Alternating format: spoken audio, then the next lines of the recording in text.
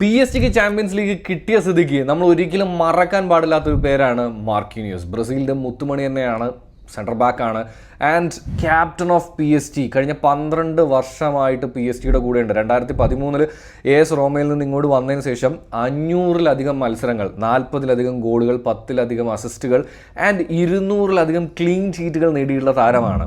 And PSG ചരിത്രത്തിൽ തന്നെ most decorated ആയിട്ടുള്ള താരമാണ്. ഇപ്പം നിലവിൽ 34 ട്രോഫീസ് അദ്ദേഹത്തിൻ്റെ പേരിലുണ്ട് എന്നുള്ളതാണ് കേട്ടോ.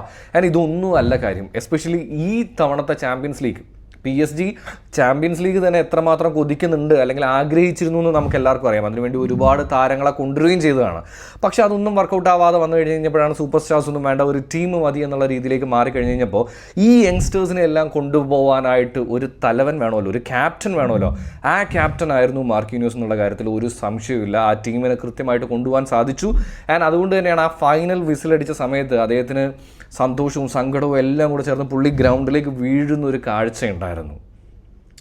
He is a deserving player എന്ന് വെച്ച് കഴിഞ്ഞാൽ കുറച്ചും കൂടെ അപ്രിസിയേഷൻ കിട്ടേണ്ട ഒരു താരമാണ് എന്ന് പേഴ്സണലി എനിക്ക് തോന്നിയിട്ടുണ്ട്. കാര്യം പലപ്പോഴും പലരെക്കുറിച്ച് പറയുമ്പോഴും എവിടേക്കോ നമ്മൾ വിട്ടുപോകുന്ന ഒരു താരമാണ്.